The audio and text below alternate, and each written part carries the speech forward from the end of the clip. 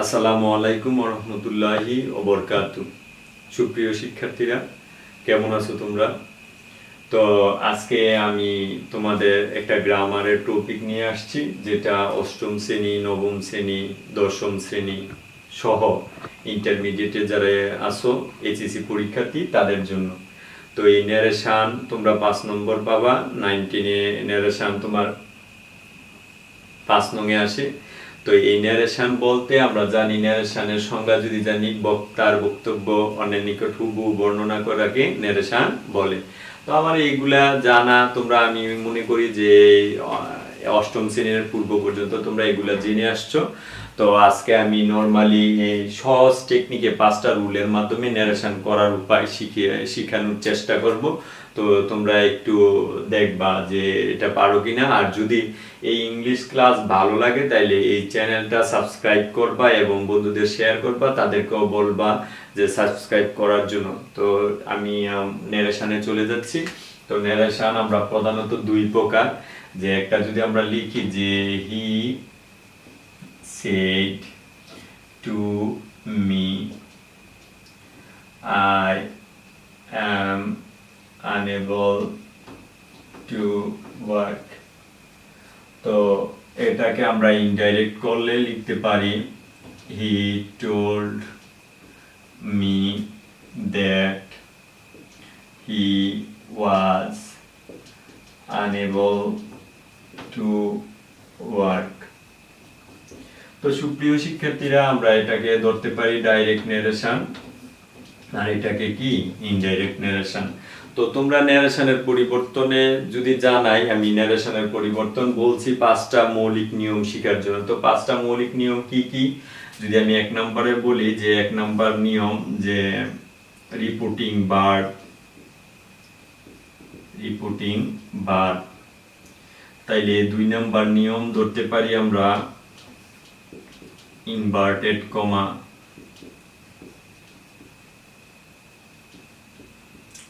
3 number ধরতে পারি reported speech a person. তাহলে সুপ্রিয় শিক্ষার্থীরা, আমরা দেখতে পাচ্ছি এখানে 3টা লিখছি আর 2টা রুল। তাহলে এই 5টা রুল পারলে তোমরা এই ইন্টারমিডিয়েট পর্যন্ত ন্যারেশনে কখনো যে ন্যারেশন করতে কখনো সমস্যায় পড়বে না, সেই প্রত্যাশা করি। তো তোমরা একটু খেয়াল করলে যে প্রথমে লিখছি রিপোর্টিং ভার্বের পরিবর্তন। সব সময় খেয়াল রাখবা ন্যারেশন প্যাসেজ কুক আর যেভাবে ন্যারেশন আসুক, প্রথমেই তোমার রিপোর্টিং ভার্ব লাগবে। যদি রিপোর্টিং ভার্ব নাও থাকে তাহলে ন্যারেশন করার জন্য সেন্টেন্সে প্রথমে রিপোর্টিং ভার্ব নিয়ে আসতে হবে, দ্বিতীয়ত ইনভার্টেড কমার পরিবর্তন, তৃতীয়ত রিপোর্টেড স্পিচ এর পারসন। তো আমরা এটা জানি রিপোর্টেড স্পিচ, আর এটা হলো রিপোর্টিং ভার্ব। তাহলে রিপোর্টিং ভার্ব সেড, তাহলে রিপোর্টেড স্পিচ এই ইনভার্টেড কমার ভিতরের অংশ। তাহলে আমি 1 নাম্বার পরিবর্তন লিখছি কি যে রিপোর্টিং ভার্ব, 2 নাম্বার পরিবর্তন লিখছি কি ইনভার্টেড কমা, 3 নাম্বার পরিবর্তন লিখছি কি পারসন। তাহলে আমি যদি এখন যাই যে রিপোর্টিং ভার্বের পরিবর্তন কি কি, আমরা সচরাচর জানি যে অর্থ অনুসারে সেন্টেন্স 5 প্রকার। একটা অ্যাসার্টিভ, আরেকটা ইন্টারগেটিভ,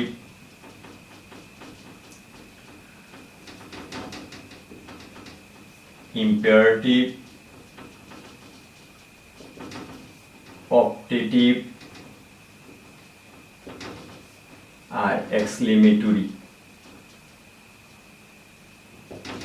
তাহলে এই 5টা সেন্টেন্স আছে assertive, interrogative, imperative, optative, exclamatory. তো সুপ্রিয় শিক্ষার্থীরা, তাও সহজে চেনার জন্য তোমরা যদি অ্যাসার্টিভে পরিবর্তন করো রিপোর্টিং ভার্ব, তাহলে অবজেক্ট থাকলে এই সেড এর পরিবর্তে অবজেক্ট থাকলে টোল্ড করবা, ইন্টারগেটিভে করবা আস্কড, ইম্পারেটিভে করবা যে রিকোয়েস্টেড অথবা অর্ডার অথবা অ্যাডভাইসড। আর তোমরা অপটেটিভে করতে পারো উইশড অথবা প্রেড। আর এক্সক্লেমেটরিতে করতে পারো এক্সক্লেমড উইথ জয় অথবা exclaimed with sorrow.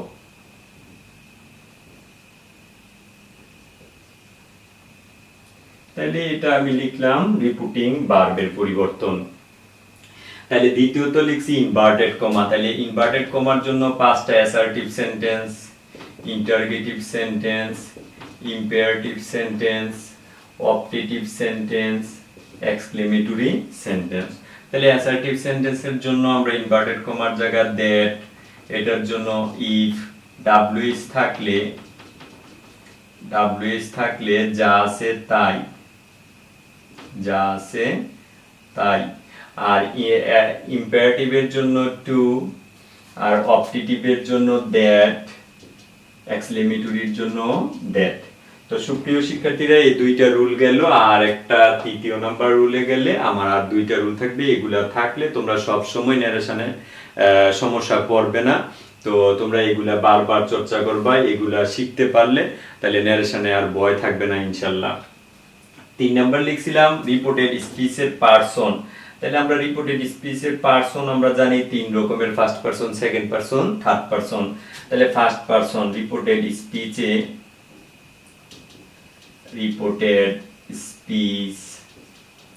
A first person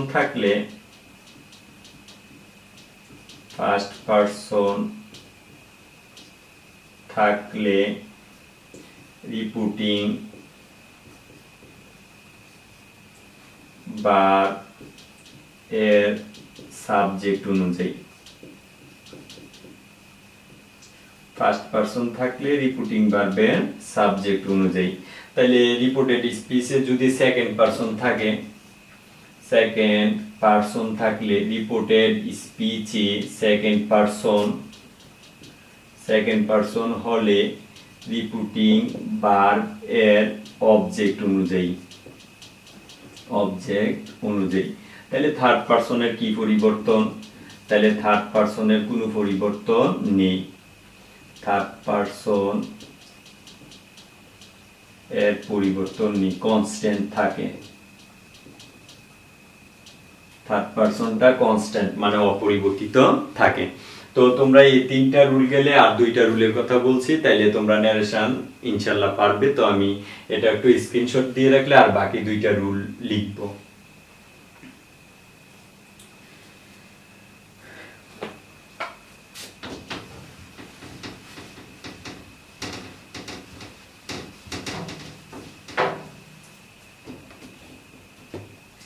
তাইলে তোমার 4 নাম্বার রুল বলতে পারি যে রিপোর্টেড স্পিচ এর ভার্ব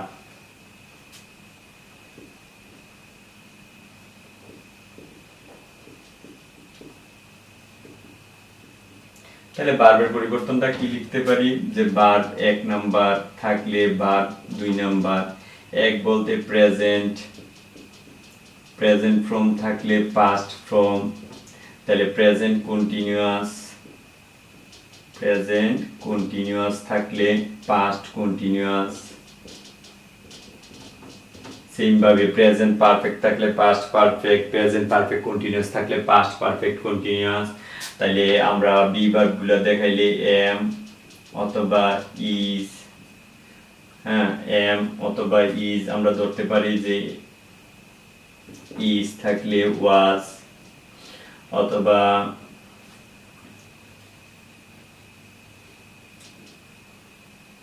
আর থাকলে ওয়ার, হ্যাভ থাকলে হ্যাড, হ্যাজ হ্যাড থাকলে হ্যাড, ক্যান থাকলে কুড, আনরিয়েল পাস্ট বলা হয়, ক্যান এর আনরিয়েল পাস্ট হলো কুড, মে থাকলে মাইট, এইগুলা। তো সুপ্রিয় শিক্ষার্থীরা, মে থাকলে মাইট, উইল থাকলে উড, শ্যাল থাকলে শুড। তো আমার 5 নাম্বারের পরিবর্তনটা হলো অ্যাডভার্বের পরিবর্তন, অ্যাডভার্ব এর পরিবর্তন। তো অ্যাডভার্ব কোনগুলা? রিপোর্টেড স্পিচে অ্যাডভার্ব যদি নাও থাকে তাহলে দেন, টুডে থাকলে দ্যাট ডে, tonight থাকলে that night, tomorrow থাকলে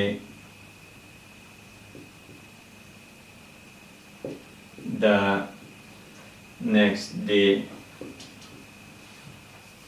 yesterday থাকলে the previous day,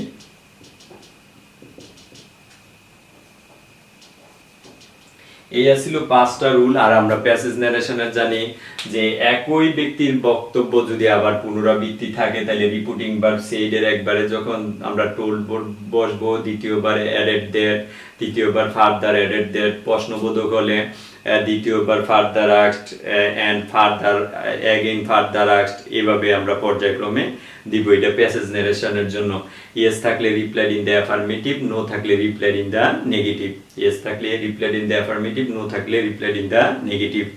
আর কারোরে কনগ্রাচুলেশন বা থ্যাঙ্কস জানালে যে জানায় প্রথম তার নামটা মানে ওই সাবজেক্ট, এরপরে যাকে জানানো হয় এই থ্যাঙ্কসের থ্যাঙ্কড দিতে পারি পাস্ট রূপ, কনগ্রাচুলেশন থাকলে কনগ্রাচুলেটেড যাকে জানানো হয়। এভাবে তোমরা প্যাসেজ ন্যারেশন গুলা করবা।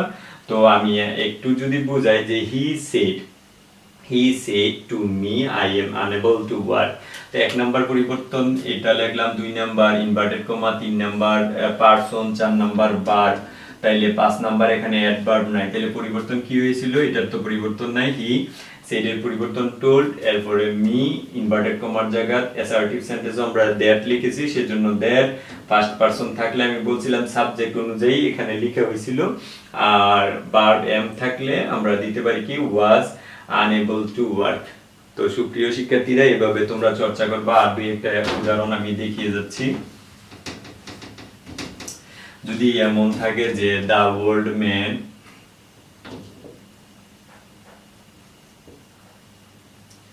said to maid, can you give me some food? তাহলে এটা প্রশ্নবোধক চিহ্ন। তো আমরা প্রশ্নবোধক চিহ্ন হলে বুঝতে পারছি এটা ইন্টারগেটিভ সেন্টেন্স। তো আমার পরিবর্তন 1 নম্বরে দেখতেছি সেড, 2 নম্বরে ইনভার্টেড কমা, 3 নম্বরে পারসন, 4 নম্বরে বার। তাহলে এখানে পারসন আর একটা মি আছে, তো অ্যাডভার্ব নাই।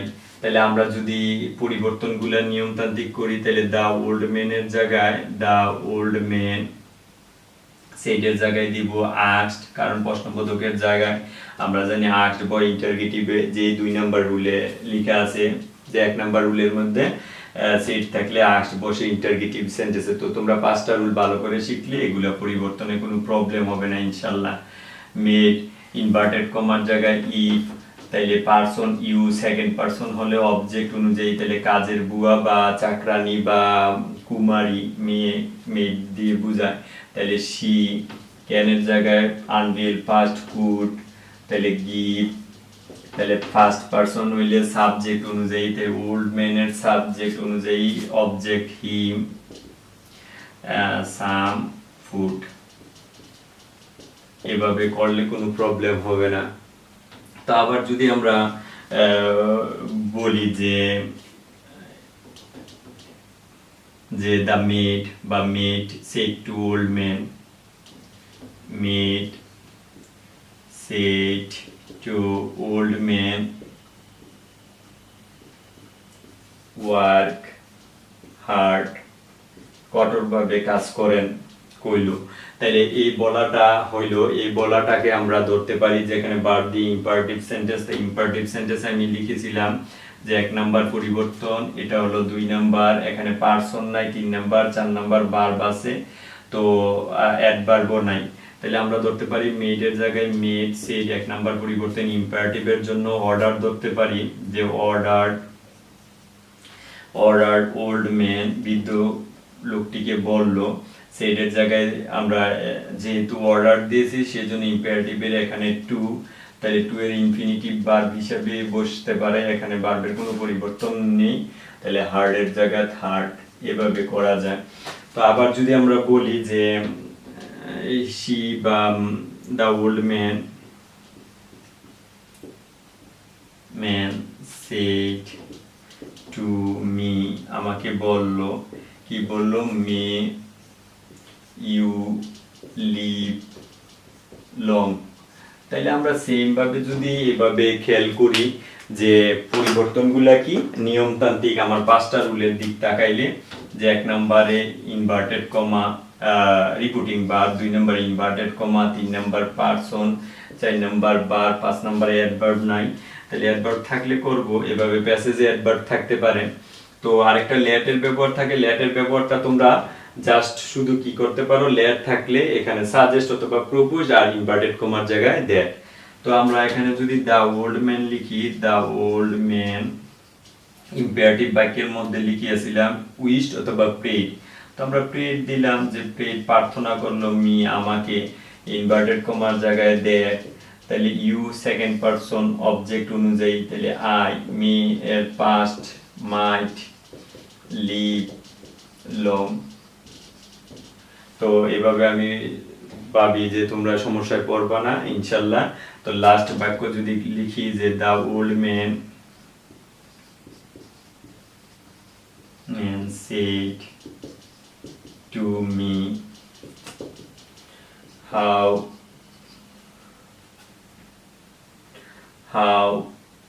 nice the sight is।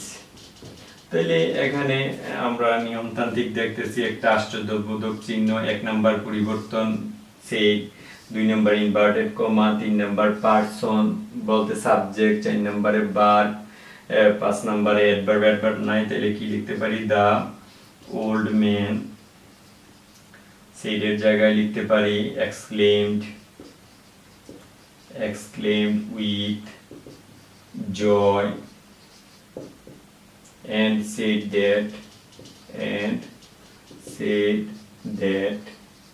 তাহলে পারসন নাই, তাহলে দা সাইট এর জায়গায় আমরা লিখতে পারি দা সাইট, ভার্ব ইজ এর জায়গায় ওয়াজ, হ্যাঁ, দা সাইট ওয়াজ ভেরি নাইস। তো সুপ্রিয় শিক্ষার্থীরা, তোমরা এই প্যাসেজ নারেশন হোক আর এইভাবে নারেশন হোক, এগুলা চর্চা করলে ইনশাল্লাহ নারেশনের সমস্যা থাকবে না। সকলের সুস্বাস্থ্য এবং মঙ্গল কামনা করে আজকের মতো এখানেই শেষ করছি। নেক্সট ক্লাসের জন্য আমন্ত্রণ রইল। আল্লাহ হাফেজ।